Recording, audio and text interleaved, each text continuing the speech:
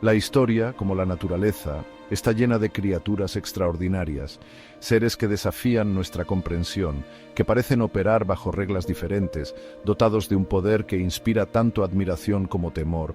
La historia está plagada de figuras que parecían invencibles, visionarias, crueles o simplemente demasiado poderosas para ser humanas. Cuando un rey sobresalía de forma sobrenatural, cuando su crueldad desbordaba todo entendimiento o su ascenso era meteórico, el rumor inevitable surgía. Había hecho un pacto con el diablo, pero ¿eran realmente siervos del infierno o simplemente blancos de propaganda política, religiosa o popular? Hoy nos adentramos en las sombras del pasado explorando 6 casos que aún resuenan entre la historia y el mito. Nuestro viaje comienza en el siglo V, en las ruinas humeantes del Imperio Romano de Occidente. De entre las cenizas surge una nueva potencia. Los ostrogodos, liderados por un rey tan astuto como implacable, Teodorico el Grande. Teodorico trajo estabilidad a la fracturada península italiana, un logro notable en una era de caos, pero su reinado, aunque brillante, estuvo marcado por la controversia. Teodorico era arriano, una rama del cristianismo considerada herética por la Iglesia Católica Romana. Esta distinción, esta desviación de la ortodoxia, sembró las primeras semillas de la desconfianza. A medida que su reinado avanzaba, las sombras se alargaban. Los susurros de asesinatos políticos, incluyendo el del renombrado filósofo Boecio, se arremolinaban alrededor de Teodorico. La Iglesia, su antigua rival, aprovechó la oportunidad, pintándolo no como un líder, sino como un tirano, un peón de fuerzas oscuras. En los cantares germánicos la transformación de Teodorico es completa. Ya no es un rey, sino Dietrich von Bern, una figura trágica perseguida por demonios, su destino sellado, condenado a luchar por la eternidad en las profundidades del infierno. La narrativa es clara. El poder de Teodorico, su éxito, incluso su herejía, solo podían explicarse mediante un pacto impío. ¿Fue Teodorico un monstruo demoníaco o simplemente un líder pragmático demonizado por sus enemigos? Nos trasladamos a la Inglaterra del siglo XIII. Un reino dividido por la ambición y la lucha por el poder. Aquí encontramos a Juan I, conocido como Juan sin tierra, un rey cuyo nombre se convirtió en sinónimo de tiranía. Su reinado estuvo marcado por el desastre. Perdió vastos territorios en Francia, lo que le valió la enemistad de su poderosa nobleza. Impuso impuestos exorbitantes a sus súbditos, alimentando el descontento popular. Y en un acto de desafío sin precedentes, fue excomulgado por el Papa, la máxima autoridad de la cristiandad. En este caldero de agitación política y religiosa florecieron los rumores. Se decía que Juan, desesperado por aferrarse al poder, había recurrido a medios prohibidos. Se susurraba en voz baja sobre rituales oscuros, invocaciones a entidades prohibidas y, lo más inquietante de todo, un pacto con el mismísimo diablo. Las historias se extendían como la pólvora. Juan ofreciendo su alma a cambio de la restauración de su reino, de la sumisión de sus enemigos. Tras su muerte, las historias se volvieron aún más fantásticas. Se decía que su alma, encadenada al infierno, no podía encontrar descanso. Juan sin tierra se convirtió en el protagonista de innumerables leyendas, su nombre siempre ligado a la traición y al infierno. ¿Era Juan verdaderamente un servidor del diablo o simplemente un gobernante impopular, víctima de la propaganda de sus enemigos? Atravesamos ahora la turbulenta Reforma inglesa, una época de agitación religiosa y cambio radical. En el centro de esta tormenta encontramos a Enrique VIII, un monarca cuya sed de poder solo rivalizaba con su determinación de doblegar la fe a su voluntad. Enrique rompió con la Iglesia católica, se autoproclamó cabeza suprema de la Iglesia de Inglaterra y desencadenó una ola de cambios que redefinirían el panorama religioso de Inglaterra para siempre. Pero su decisión tuvo un precio. Se divorció de Catalina de Aragón, desafiando la autoridad papal y sumiendo a su reino en un cisma religioso. 2 de sus esposas fueron ejecutadas, sus destinos sellados por la ambición despiadada del rey. Para los ojos de la Europa católica, Enrique se había convertido en un monstruo, un hereje que había sucumbido a la influencia de Satanás. Circulaban panfletos clandestinos retratando a Enrique como un demonio con corona, un usurpador del poder divino. Sus antiguos aliados lo denunciaron como un tirano, un hombre consumido por el poder terrenal. Incluso en su propia tierra, la sombra de la sospecha se cernía sobre él. Se susurraba que consejeros oscuros, versados en las artes prohibidas, guiaban su mano. ¿Era Enrique VIII realmente un agente del infierno o simplemente un rey que se atrevió a desafiar la autoridad de la Iglesia sin importar el costo? Capítulo 4.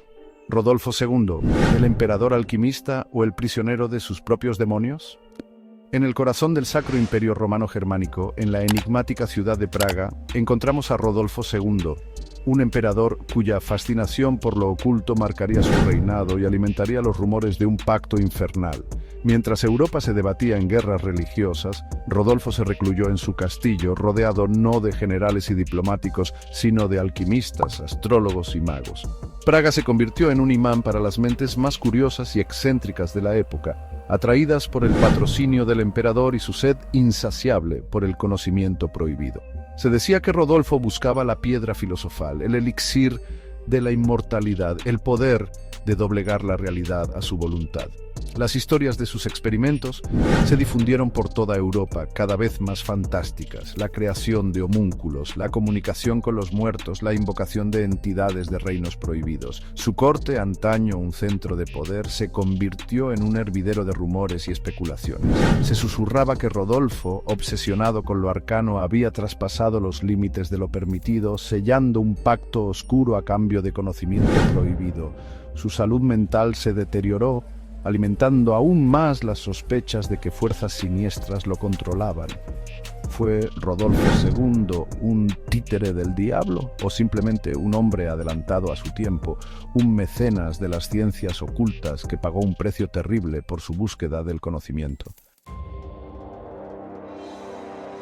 Capítulo 5. Qin Shi Huang, ¿el unificador de China o el emperador maldito? Nuestro viaje nos lleva ahora a la antigua China, donde el primer emperador, Qin Shi Huang, unificó un imperio pero se convirtió en prisionero de su propia mortalidad. Qin Shi Huang fue un líder implacable. Abrazó el legalismo, una filosofía que valoraba el orden por encima de todo, y gobernó con mano de hierro. Bajo su mandato se construyó la Gran Muralla, se estandarizaron los pesos y medidas, y se unificó la escritura china. Pero Qin Shi Huang también era un tirano. Ordenó la quema de libros, enterró vivos a eruditos confucianos y gobernó con un absolutismo implacable. Su obsesión más profunda, sin embargo, era la inmortalidad. Aterrorizado por la muerte, envió expediciones a tierras lejanas en busca del elixir de la vida eterna. Llenó su corte de alquimistas, chamanes y místicos, todos prometiendo la inmortalidad a cambio de su favor. Se decía que Qin Shi Huang realizaba rituales extraños, consultaba con espíritus y ofrecía sacrificios impíos, todo en un intento desesperado por burlar a la muerte. Su obsesión, sin embargo, resultó ser su perdición. Murió relativamente joven, probablemente envenenado por el mercurio que consumía en busca de la vida eterna. Su mausoleo, custodiado por el legendario ejército de terracota, permanece sin excavar, alimentando aún más la leyenda de un emperador que desafió al cielo y pagó un precio terrible. ¿Fue Qin Shi Huang víctima de su propia ambición o un hombre que, en su búsqueda de la inmortalidad, despertó fuerzas que no podía controlar? Capítulo 6. Christian VII, un rey en las garras de la locura o un alma vendida al diablo. Nuestra última parada nos lleva a la corte danesa del siglo XVIII, donde el rey Christian VII, un monarca plagado de enfermedades mentales, se convirtió en el centro de espeluznantes rumores. Christian ascendió al trono joven e inexperto, y pronto mostró signos de una mente perturbada. Su comportamiento era errático, pasando de la apatía a la furia en un instante. Sufría de alucinaciones, hablaba con seres invisibles y reaccionaba con terror ante los símbolos religiosos. En una época en la que la enfermedad mental se comprendía poco, el comportamiento de Christian se interpretó a través del prisma de la superstición y el miedo. Los rumores se extendieron como la pólvora. El rey estaba poseído, susurraban algunos. Había hecho un pacto con el diablo, afirmaban otros. Su incapacidad para gobernar, su dependencia de su médico personal, Johann Strunzi, un hombre de ideas ilustradas que desafiaba las normas sociales, solo reforzó la creencia de que fuerzas oscuras estaban en juego. La corte se convirtió en un hervidero de intrigas y sospechas, mientras los enemigos de Cristian aprovechaban su frágil estado mental para sus propios fines. Cristian VII, despojado de su poder y dignidad, se convirtió en un ejemplo trágico de cómo la enfermedad mental, la superstición y la ambición política podían combinarse para destruir a un hombre y manchar su legado. ¿Fue Cristian VII víctima de una aflicción mental o un alma desafortunada atrapada en una red de intrigas sobrenaturales?